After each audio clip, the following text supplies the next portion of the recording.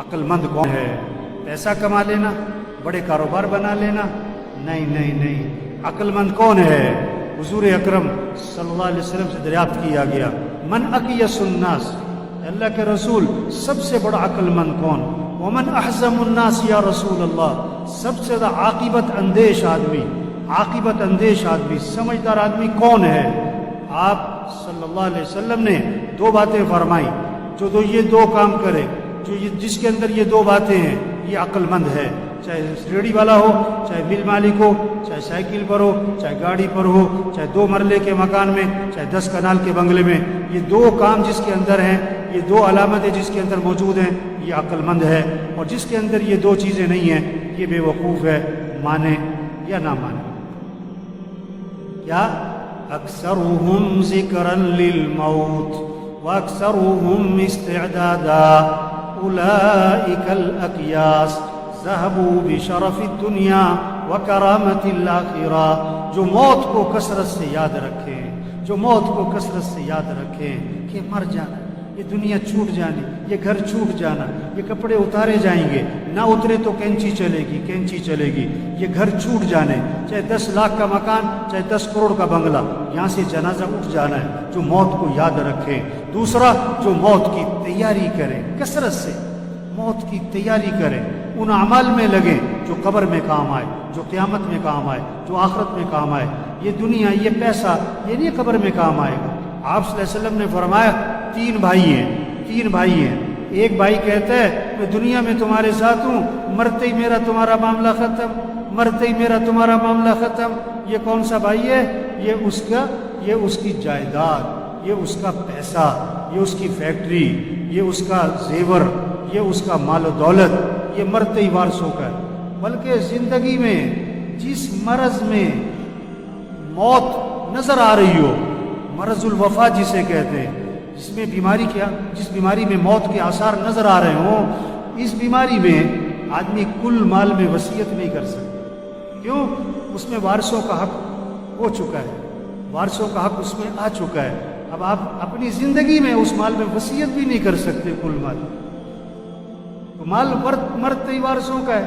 دوسرا بھائی کہتا ہے میں زندگی میں تیرے ساتھ ہوں، مرنے کے بعد تجھے غسل دوں گا، کفن دوں گا، جنازہ پڑھوں گا اور قبر میں تجھے دفن کروں گا، اور دفن کرنے کے بعد میرا تیرا معاملہ ختم۔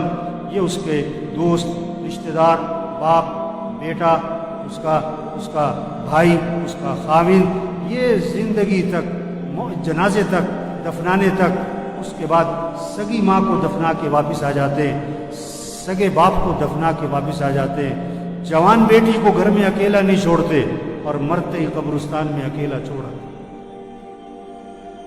تیسرا بھائی کہتا ہے کہ میں قبر میں بھی ساتھ ہوں، میں قیامت میں بھی ساتھ ہوں، میں ہمیشہ تیرے ساتھ رہوں گا، میرا تیرا ساتھ کبھی جدا نہیں ہوگا۔ یہ کون سا بھائی ہے؟ یہ اس کے اعمال ہیں، اچھے ہیں یا برے ہیں، یہ اس کے اعمال ہیں جو ہمیشہ اس کے ساتھ چلیں گے، ہمیشہ اس کے ساتھ چلیں گے۔ تو حقیقی بھائی کون سا ہوا؟ کام آنے والا، نفع دینے والا، ساتھ دینے والا بھائی کون سا ہوا؟ اعمال ہیں۔ اور آج زور کس پہ لگ گیا؟ پہلے 2 پہ، پیسہ پیسہ پیسہ پیسہ پیسہ پیسہ پیسہ، جسے دیکھو پیسہ، ریڑھی والا بھی پیسے کے چکر میں، مل مالک بھی پیسے کے چکر میں، چنچی والا بھی پیسے کے چکر میں، گدھا ریڑھی والا بھی پیسے کے چکر میں، ارب پتی بھی پیسہ پیسہ پیسہ پیسہ پیسہ۔ او میرے بھائی، یہ پیسہ نہیں کام آتا، یہ پیسہ نہیں کام آتا۔ یا دوسرا زور لگ رہا ہے کس پر؟ برادری میں نام ہو اور میرا خاندان میں میرا نام ہو، لوگ کہیں واہ واہ، کیا بات۔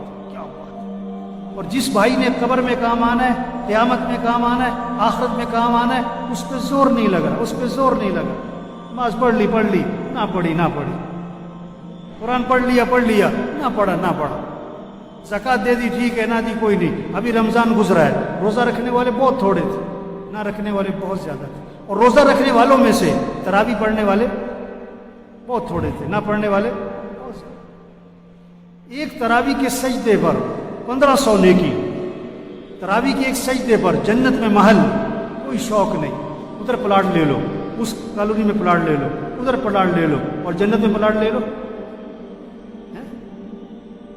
کسی کا جنازہ، یہ کسی کا مرنا، یہ پیغام ہے، پیغام ہے، پیغام ہے۔ توبہ کرو، تیاری کرو، تیاری کرو۔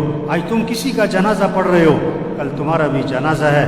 آج تم کسی کا اعلان سن رہے ہو، کل تمہارا بھی اعلان ہے۔ آج دیکھو یہ زاہد کا جنازہ ہے، اور میرے خیال سے پچھلا جمعہ یہی پڑھا ہوگا۔ آج جنازہ ہے، اسے کیا پتا تھا اگلا جمعہ میرا جنازہ ہونا ہے؟ ہم میں سے کس کا جنازہ کب ہونے والا ہے کوئی پتہ نہیں ہے۔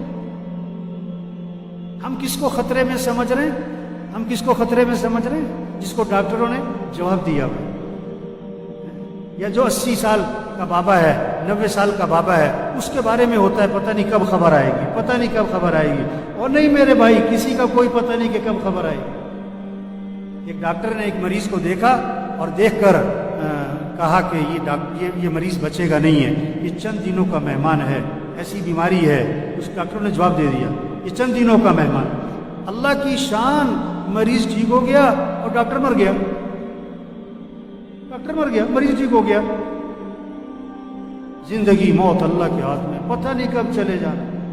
عقل مند ہے جو تیاری کرے، عقل مند ہے جو اللہ کو راضی کرے، عقل مند ہے آخرت کی فکر کرے، فکر کرے، فکر کرے۔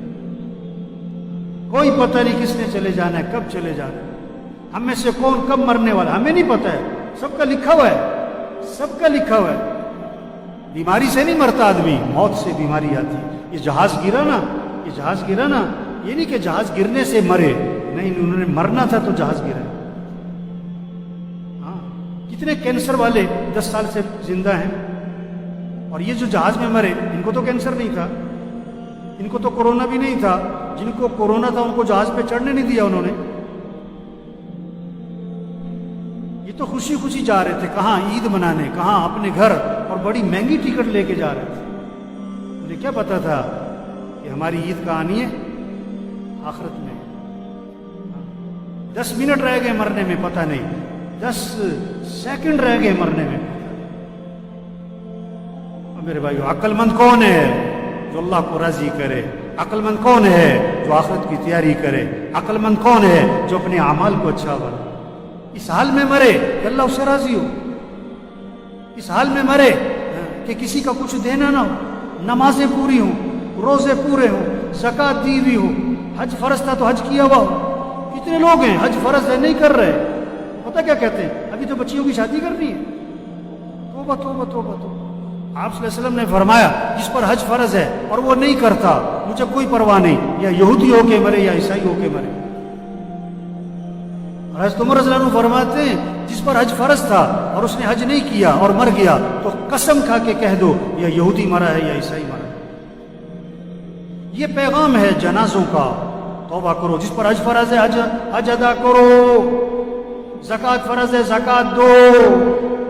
وہی نہیں آئے گی آپ کے نام کہ میاں صاحب زکوٰۃ نکالا کرو، یہ جنازے پیغام ہیں، زکوٰۃ دو۔ یہ بالوں کا سفید ہونا پیغام ہے، زکوٰۃ دو۔ کسی کا مال مت دباؤ، کسی کا مال مت دباؤ۔ گھر بکتا ہے بیچ دو، فیکٹری بکتی ہے بیچ دو، گاڑی بکتی ہے بیچ دو۔ اس حال میں مرنا کہ کسی کا کچھ دینا نہ ہو۔ یہ کورونا یہ پیغام ہے۔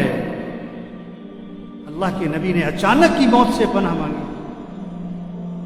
یہ بیماری مانگنے کی چیز نہیں ہے، لیکن یہ نعمت ہے، ایک پیغام ہے۔ تیاری کرو، تیاری کرو۔